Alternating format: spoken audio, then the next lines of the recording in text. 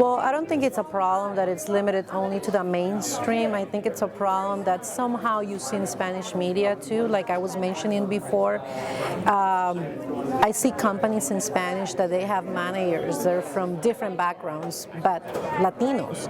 And recently in Telemundo, I see a growth of more Hispanics in big positions, like our president, he's Mexican, he speaks English, he speaks Spanish. But before him, we didn't have someone who understands the culture and the traditions and the importance of speaking the language and knowing how things impact our community, because it's different. If you've never been in LA or East LA, you don't know how that kid gets from home to school. If you never went to Boyle Heights or Huntington Park, you don't know what are we eating for breakfast or what's the story that they want to see that day. So I think it's important that the Latino face is not only on air, it's in the newsroom, in the management positions, and the BP positions as well. The non-Hispanic media, I think they're not ready yet. I don't think they have enough Hispanics on the main positions.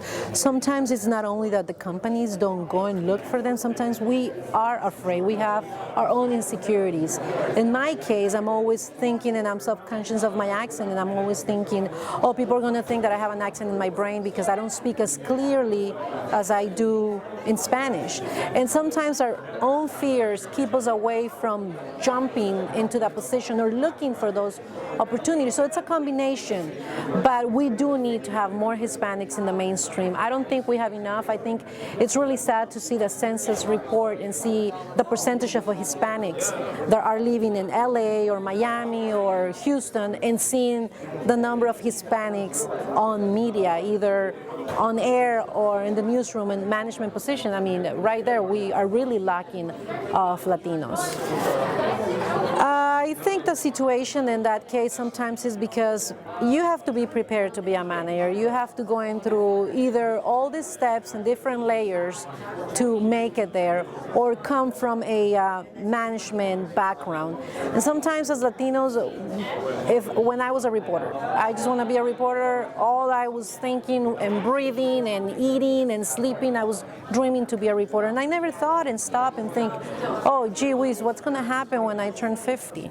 I'm not going to be able to be on there. I should start working on getting ready to be a manager. And I'm doing that, but that's the message we need to send to our Latino students, to the new reporters, to the new generation. Get ready, work as a reporter if you want to be a reporter, or if you want to be an anchor, or whatever position you want to cover, but keep your plan B to become a manager.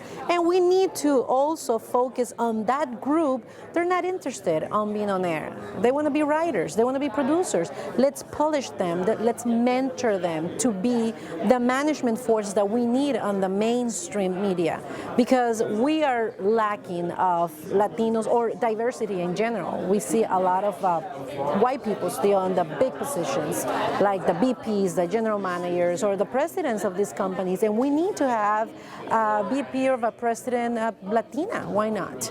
It can be a Latina, it can be a Latino, it can be, Asian, it can be African. We need diversity. It's very difficult, especially for the Latino community, because like one of the panelists said, we have this culture of being grateful. Thank God I have a job, and we don't complain, we don't ask, we don't push, we don't demand anything. We need to become more diligent on asking for what we want. Okay, do I want to be a reporter? Do I have a plan B?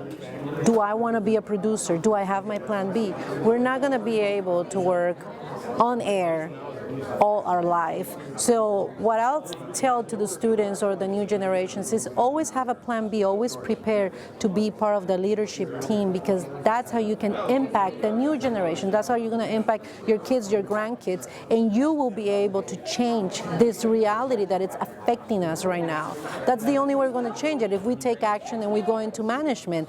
I'm a news anchor right now, but I went back to school and I got into administration and business and management because I want to be a manager, and I'll be able to help some Latinos when they come to me in 10, 15 years from now.